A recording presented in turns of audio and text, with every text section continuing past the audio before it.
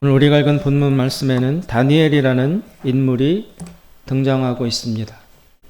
다니엘은 하나님이 심판자이시다라는 뜻을 가지고 있습니다. 그런데 다니엘은 이 영광스러운 자신의 이름을 빼앗기게 됩니다. 그리고 이방인의 언어로 된 새 이름을 부여받습니다. 마치 우리나라 일제강점기 때 창씨개명을 통해서 한국 사람이면서 일본 이름을 강제로 얻어야 했던 것처럼 다니엘에게도 동일한 일이 일어나고 있습니다. 그렇습니다.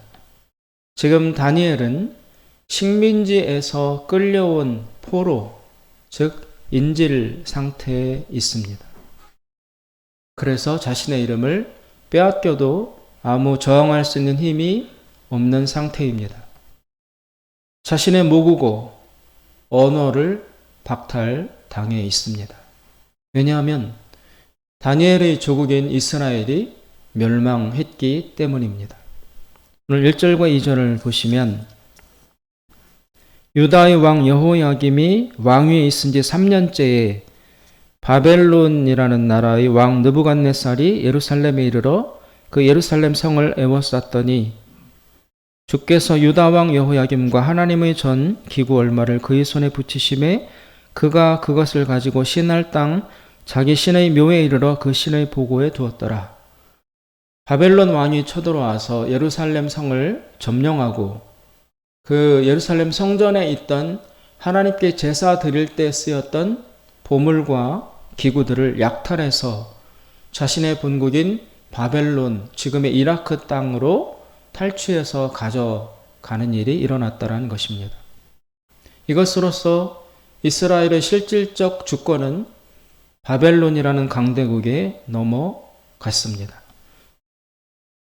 왕은 그대로 있으나 실권을 박탈당한 허수아비 왕인 상태입니다. 다니엘은 이때 예루살렘 성전의 보물이 운반되어 가는 그때에 인질로 생포되어서 그 보물들과 함께 바벨론이라는 먼 이국 땅으로 같이 끌려온 사람 중에 하나였습니다. 다니엘은 지금 최악의 상황에 직면해 있습니다. 자신의 정체성을 구성할 수 있는 모든 조건들을 박탈당해 있습니다. 첫째, 자신의 조국은 패망했습니다. 나라가 없습니다. 두 번째, 가족은 생이별을 당해서 지금은 멀리 떨어져 있습니다. 이스라엘과 바벨론은 무려 1600km나 떨어져 있는 먼 거리였습니다. 그리고 다니엘의 현재 신분은 식민지에서 끌려온 포로 인질입니다. 다니엘이 있는 장소는 이방 땅입니다. 언어도 이방 언어입니다. 문화도 이방 문화입니다. 그리고 자신의 신체는 다니엘은 아마 이때 10대 후반이었던 것으로 보이는데 거세당한 상태입니다. 즉, 이 바벨론 왕이 다니엘과 같은 청년들을 왜 끌고 왔느냐? 이스라엘 중의 왕족과 귀족 중에서 뛰어난 자질을 갖고 있는 사람들을 뽑아가지고 자신의 본국으로 데려와서 내시로 만들어서 환관, 남성성을 거세해서 내시 환관으로 만들어 왕 옆에서 심부름을 하는 그런 사람으로 쓰고자 다니엘과 같은 사람들을 끌고 온 상태였습니다. 다니엘은 지금 10대 후반의 나이인데 벌써 거세를 당해서 생각지도 못했던 내시 환관이 되었습니다.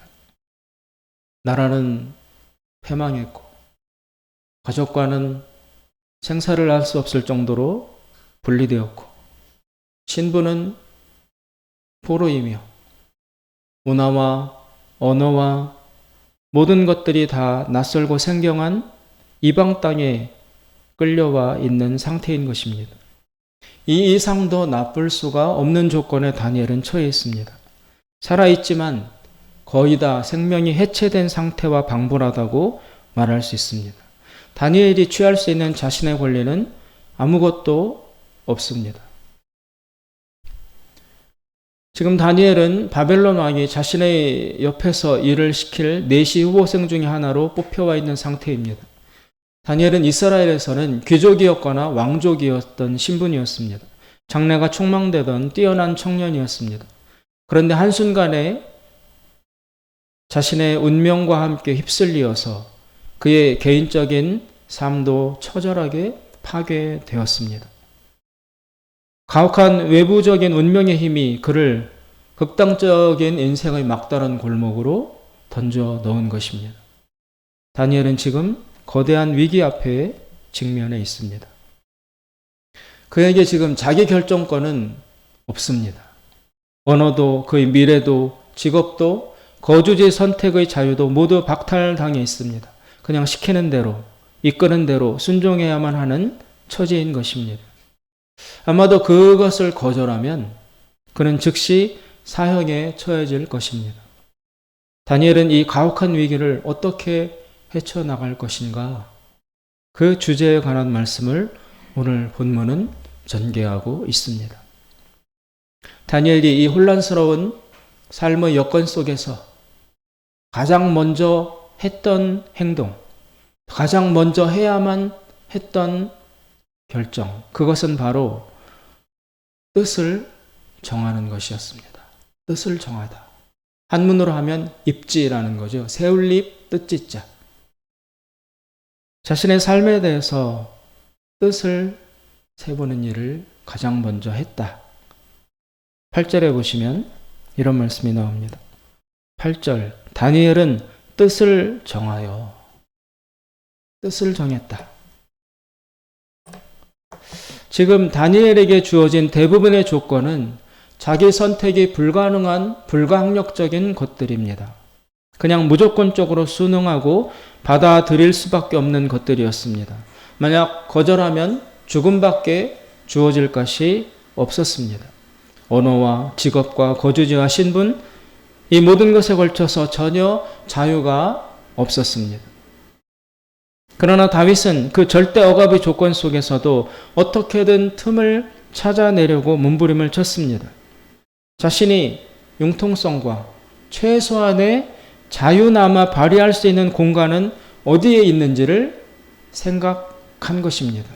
그리고 찾아낸 영역이 바로 음식이었습니다. 최소한 먹는 음식에 있어서만큼은 자신의 개인적인 자율성을 조금 발휘해도 되지 않을까? 그런 생각에 다윗은 모험을 걸었습니다. 자신들의 훈련을 주관하는 그 바벨론 왕궁의 환관장, 즉 내시의 총책임자에게 그 왕이 먹이라고 했던, 지금 그 바벨론의 왕은 이 끌고 온 청년들에게 왕이 평소에 먹는 왕의 음식을 제공해라. 즉 최고의 대우를 해준 것이죠.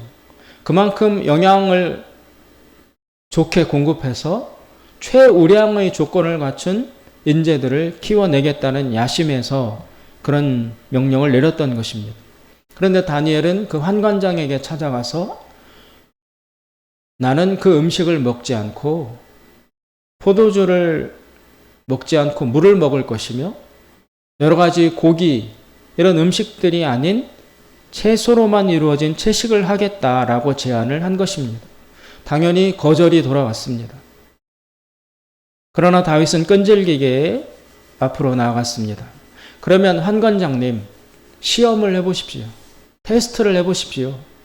앞으로 열흘간 나는 채소와 물만 먹을 것인데 열흘이 지난 다음에 채식을 한 나와 산의 진미를 섭취한 다른 청년들과 그 건강 상태를 비교해 보십시오. 그래서 채식을 했음에도 불구하고 나의 영양과 건강 상태가 더 낫다면 그러면 조금 융통성을 발휘해도 되지 않겠습니까? 라고 다니엘은 목숨을 건 제안을 환관장에게 제시를 했습니다. 물론 그 배후에는 하나님의 은혜가 있었겠지요.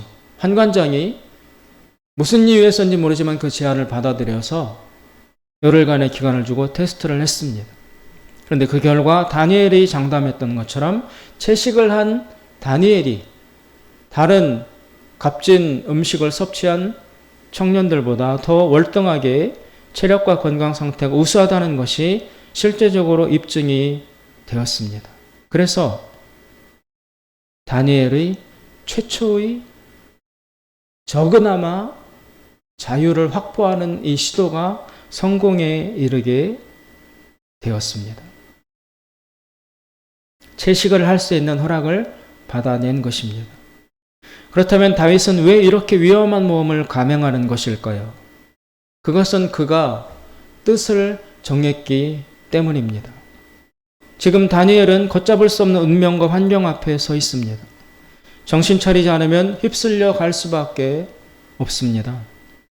자신의 정체성은 거의 다 상실할 정도의 위기이지만 그 와중에도 최소한이나마 자기를 지켜나가기 위한 결단을 내리지 않는다면 그냥 운명의 물결에 휘말려 떠내려갈 수밖에 없기 때문이었습니다. 그래서 다윗은 뜻을 정한 것입니다. 이방인의 음식을 최소한 먹지 않으면서 나 자신을 지켜 나아가야 하겠다. 자신은 이스라엘 사람이고 유대인입니다. 유대인들이 먹는 음식은 규정이 따로 되어 있습니다. 지금 거주지를 이 바벨론이라는 이방 땅이 아니라 나는 이스라엘로 돌아가겠다. 이런 결정은 용납되지 않습니다. 그리고 나는 환관으로 살지 않겠다. 구말리 같은 내 인생을 왜 내가 그런 비참한 운명으로 살아야 되느냐? 그것을 거부할 자유도 다니엘에게는 없습니다. 여러 가지 거부할 수 없는 악조건이 99% 채워져 있다면 그런 상태에서 다윗은 자신이 부정당하고 자신의 존재가 해체당할 위기에 놓여 있기 때문에 나를 나로서 나라는 사람으로 내 정체성을 계속 유지할 수 있는 최소한의 공간만이라도 확보하기 위해서 다니엘은 이런 뜻을 정하고 자신의 생존권을 건 시도를 하게 된 것이었습니다. 사람이 뜻을 정하지 않으면 떠내려갈 수밖에 없습니다. 시간과 환경, 조건들은 물처럼 우리에게 흘러옵니다.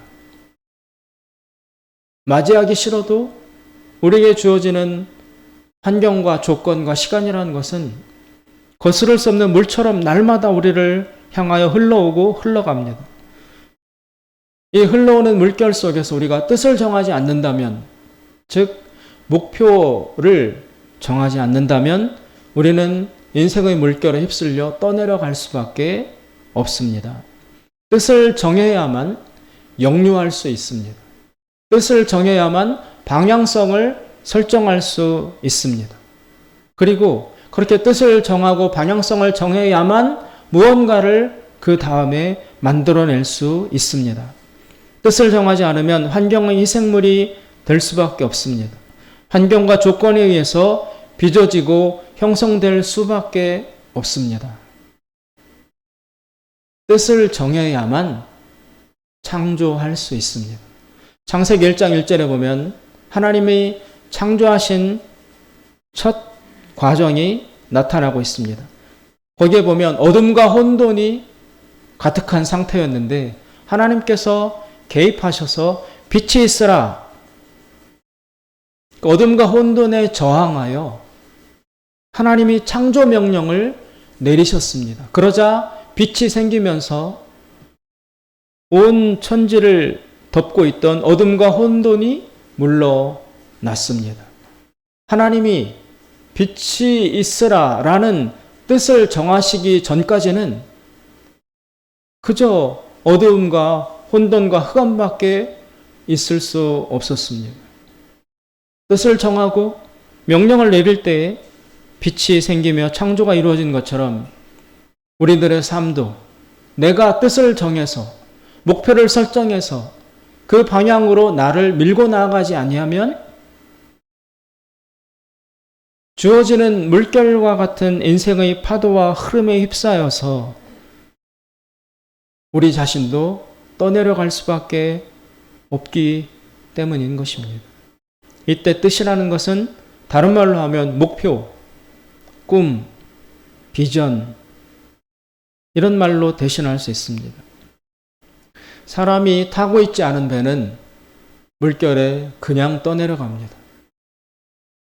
강물에 무생물들은 나무 상자나 스티로폴이나 나무 조각 같은 것들은 그냥 정처 없이 흘러 떠내려갑니다. 그러나 작은 벌레라 할지라도 생명이 있는 존재, 자기 뜻을 가지고 있는 존재는 그 물결을 거스릅니다.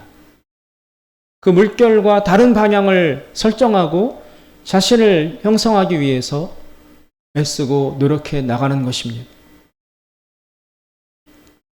뜻을 정해야만 자신의 존재를 만들어 나아갈 수 있습니다. 2차 대전 때 히틀러가 세운 아우슈비츠 수용소에 수많은 유대인들이 수용되어 있었습니다. 매일 사람이 가스실에 보내서 죽임을 당하고 생사가 오고 가는 갈림길에 직면해야 했습니다. 매일 아침마다 그 히틀러가 임명해서 세운 의사, 제가 이름이 지금 잘 기억이 안 나는데요. 맹갈레프인가? 뭐 하여튼 뭐라고 하는 의사였는데 그 의사가 있으면 그 수용소에 수용되어 있던 죄수들이 아침마다 그 의사 앞을 지나가야 돼요. 왜?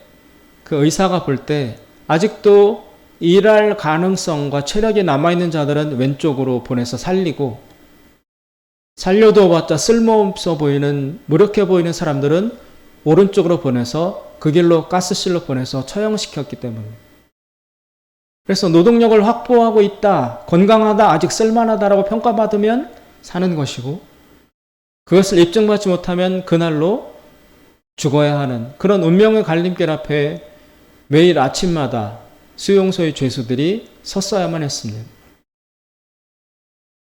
즉 매일 생사의 갈림길에 서게 된다는 것입니다. 그때 그 수용소의 악조건에 너무나 짓눌려서 살고자 하는 의욕과 소망을 포기한 사람들은 외모부터 그 특징이 드러났다는 것입니다. 외모부터 허물어지고 그 악조건이기는 하지만 먹을 것도 귀하고 씻을 수도 없는 그런 아주 인간 지옥과 같은 공간이긴 했지만 그럼에도 불구하고 살고자 하는 뜻을 가지고 있는 사람과 난 이제 포기했어. 더 살 수가 없어. 그렇게 결정한 사람은 외모의 분위기에서부터 이미 드러난다는 것입니다. 그래서 어떻게든 살려고 하는 사람은 그 수용소 안에는 물도 거의 없었거든요. 종이도 없었고. 그 살려고 하는 사람들은 어떻게 했느냐? 작업하다가 주운 유리 조각, 사금파리 조각을 가지고 그 의사 앞에 서기 전에 면도를 막 하는 거예요. 이 추레하고 더러운 모습 안 보이고 건강하고 깨끗하고 살아있는 존재라는 걸 입증하기 위해서 그 와중에도 사금파리 조각을 주워가지고 면도를 해요. 그리고 물도 없지만 침이라도 묻혀서 얼굴을 닦아서 그 더러움들을 씻어내는 그런 노력을 하는 사람들이 있었어요. 그런 사람들은 왼쪽으로 분류되어 생명을 연장했습니다. 그러나 살고자 하는 뜻을 포기한 사람들은 수염이 이만큼 덥수룩하게 자라도 다듬지도 아니하고 씻지도 아니하고 눈도 반쯤 감겨있고 그리고 골격부터 주저앉아서 걷기도 힘이 들어서 기어가듯이 그렇게 걷는 모습을 보이는 그런 사람들은 그 의사 앞에 나가면 즉결 오른쪽 처분을 받아서 죽음으로 직면할 수밖에 없었습니다. 이런 것처럼 뜻을 정하지 아니하면 우리는 조건과 환경과 우리에게 닥쳐오는 인생의 물결에 휩쓸려서 떠내려갈 수밖에 없습니다. 뜻을 정해야 거스를 수 있습니다. 뜻을 정해야 도전할 수 있습니다. 뜻을 정해야 창조해 나아갈 수 있습니다. 뜻을 정하지 않는다면 환경의 희생물이 될 수밖에 없습니다. 이 뜻이라는 것은 목표라고 할 수 있습니다. 꿈, 비전. 꿈과 비전에 관한 수많은 말씀들이 있습니다. 특히 성경 잠언 29장에 보면 묵시가 없으면 백성이 방자해진다 라는 말이 나옵니다. 묵시, 그게 바로 꿈입니다. 비전. 비전이 없으면, 뜻이 없으면 백성들이 방자해진다라는 거예요. 게을러지고 나태해지고 아무렇게나 살고 규칙이 없고 삶의 골격이 없어 흐물흐물해진다, 타락한다, 그런 경고가 나오고 있습니다. 그리고 또 격언 중에 겨누지 않고 총을 쏘면 100% 빗나간다는 말이 있습니다. 총을 쏘긴 쏘는데 겨누지 않고 쏘면 빗나가는 것은 100%일 수밖에 없습니다. 목표를 정하고 쏴야 그 가까운 부분에 떨어지기라도 하는 것입니다. 그리고 사람들이 흔히 생각하는 것처럼 능력이 없어서 실패하는 것이 아니라 목표가 없기 때문에, 뜻이 정해져 있지 않기 때문에 실패한다는 것입니다. 왜냐하면 능력은 목표가 설정되면, 확고부동한 뜻이 정해지면 능력은 그 사람 안에서 목표에 의하여 이끌려 나오기 때문이라는 것입니다. 그래서 뜻을 정하지 않은 채 나는 힘이 없어, 능력이 없어, 난 이것도 못해 저것도 못해, 환경은 너무 어려워 라고 탄식만 하며 시간을 보내고 있을 따름이지, 큰 배가 파도 속에서도 요동치 아니하도록 닻을 내리듯이 그 쇳덩어리에 닻이 막 무게가 2톤 되고 막 그런다잖아요. 그런 무거운 닻이, 추가 바닷속으로 떨어져야 파도 속에서도 이 배가 다른 곳으로 떠내려 가지 않게끔 만들어주는 것처럼, 뜻을 정하면, 목표를 설정하면 무능력해 보이던 자기 자신 속에서도 내가 알지 못했던 자원들이, 능력들이 그때부터 이끌려 쏟아져 나온다라는 것입니다. 그래서 대부분의 사람들이 성공에 이르지 못하는 이유는 능력이 없어서가 아니라 확고부동한 뜻, 목표 설정이 불확실하게 되어 있기 때문에, 있을 수도 있는 자신 안의 내적 능력이 발휘되지 않았기 때문에, 발휘될 수 있는 기회 자체를 주지 않았기 때문에 성공에 이르지 못한다라는 그런 유명한 말들이 있습니다. 능력이 없어서가 아니다. 다만 무기력한 목표를 갖고 있을 뿐이다. 꿈은 당신 안에서 무언가를 끄집어낸다. 뜻이 정해져 있지 않으면 젊어도 나이가 어려도 방탕한 삶을 살아갈 수밖에 없습니다. 뜻이 정해져야 하루를 계획하고 절제하고 자신을 관리하고 자신이 이루고자 하는 뜻과 목표를 향해서 자신을 경제적으로 몰아갈 터인데, 나이가 어려도 젊어도 모든 조건을 갖추고 있어도 뜻이 정해져 있지 않는다면 그 모든 것들이 허비되고 낭비될 수밖에 없다는 것입니다. 시간이 흘러서 모든 사람들이 노년기를 맞이합니다. 이제 모든 것으로부터 은퇴하여 현역에서 물러나서 나를 필요로 하는 곳도 없고 나를 불러주는 곳도 없는 그런 힘든 시기 가운데 접어들 수밖에 없습니다. 점점 이 땅이 아니라 이곳이 아닌 다른 땅에, 다른 곳으로 건너가야 될, 거기에 적합한 사람들로 준비되어 가고 있는 시기이기 때문에 이 땅에서는 용도가 폐기되는, 쓸모가 없어지는 그런 느낌을 가질 수밖에 없습니다. 그러나 그 시기에도 뜻이 정해진 사람과 뜻이 정해지지 않은 사람은 알게 모르게 차이가 날 수밖에 없습니다. 은퇴한 이후라 할지라도, 나이가 많은 시기를 할지라도 뭔가 발견할 수 있는 최소한의 뜻이라도 발견해서 정해놓은 사람은 그 목표를 향해서 가기 위해서 자신을 관리할 것이고, 자신을 움직일 것이고 시간을 거기에 맞춰 사용할 텐데 뜻이 정해지지 아니하면 그저 흘러가는 대로 한탄이나 하고 걱정과 두려움에만 그리고 옛 시간에 대한 추억에만 휩싸이면서 탄식한 채 수십 년을 살아갈 수도 있다는 것입니다. 그때에도 적으나마 뜻을 정한다면, 목표를 정한다면 젊을 때처럼 왕성한 생산력을 만들어낼 수는 없겠지만 최소한 떠내려가는, 휩싸여 흘러가는 그런 인생은 아닌 자신이 주인이 되어서 영위해가는 창조적인 삶을 살아갈 수 있을 것입니다. 다니엘이 지금 처한 위기 속에서 그가 한 첫 번째 행동은 뜻을 정하는 것이었습니다. 모든 것이 악조건입니다. 희망을 찾을 수 없습니다. 그러나 다니엘은 그 틈 속에서도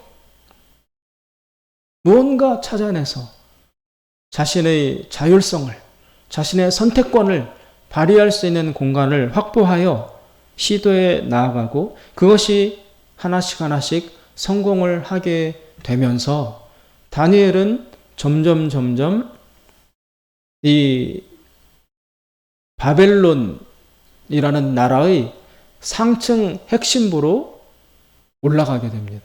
마치 요셉이 감옥에 갇혀서 아무것도 할 수 없을 때 그 감옥에서는 한탄만 하고 비관만 하면서 비난만 하면서 시간을 허송세월할 수도 있을 터인데 그 감옥 안에서도 꿈을 꾸고 해몽을 하지 못하여 고통당하는 옆에 있는 죄수를 도와주었어요. 자기가 할 수 있는 일을 했어요.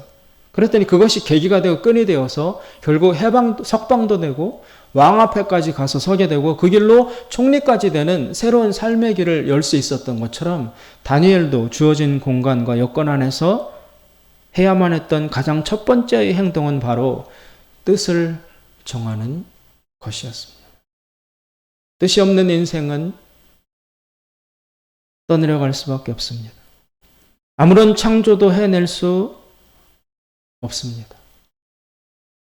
무의미한 시간, 헛된 시간을 보낼 수밖에 없습니다. 사랑하는 여러분, 지금 우리가 처해 있는 여건이 다니엘처럼 최악일 수도 있습니다. 희망을 찾아낼 수 없는 삭막한 공간일 수도 있습니다. 그래서 하루하루 의미 없이 내가 도전해서 창조해내지 못한 채 그 시간에 눌려서 흘러가고 있을 수도 있습니다. 이것을 역전시키려면 여기에서 무언가 새 삶을 창출해내려면 가장 먼저 해야 할 행동은 움직이는 것이 아니라 뜻을 정하는 것입니다. 그 정한 뜻에서 기준이 나오는 것이고 그 기준이 서야 분별할 수 있는 것이고 분별을 해야 버릴 건 버리고 취할 것은 취함으로써 이 무형의 시공간 안에서 나만의 것을 만들어낼 수 있다라는 것입니다. 아까 우리가 불렀던 찬송 중에 길가의 장미꽃 감사, 장미꽃 가시감사. 굉장히 창조적인 발상인 것이죠. 장미꽃만 감사하는 건 그 누구나 할 줄 아는 것인데 장미꽃에 나와 있는 가시까지도 감사할 수 있어야 한다라는 이 창조적 발상. 그것을 통해서 넘지 못할 산을 많은 사람들이 넘어갔습니다.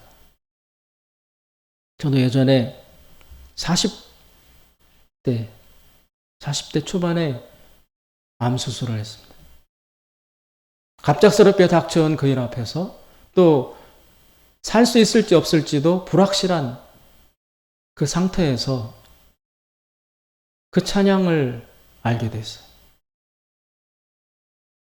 길가의 장미꽃 감사, 그러나 다음에 나오는 장미꽃 가시 감사라는 그 가사를 알게 되었을 때 눈물이 솟구쳤습니다. 장미꽃 가시에도 감사할 수 있는 것이구나. 그래서 그 가사를 붙들고 찬양을 붙들고 저희 삶의 여건 속에서 새로운 창조적 공간을 확보해 나가려고 새 힘을 얻었던 기억이 있습니다. 사랑하는 여러분, 생각하는 대로 인생은 형성돼 나아가는 것입니다. 생각을 하지 않으면 우리에게 흘러오는 그 흐름대로 우리가 빚어질 수밖에 없습니다. 생각한다는 것은 뜻을 정하는 것입니다. 방향성을 설정하는 것입니다. 요나스 솔크라는 사람이 이런 말을 했습니다. 나는 그동안 아름다운 꿈도 꾸었고 악몽도 많이 꾸었었다.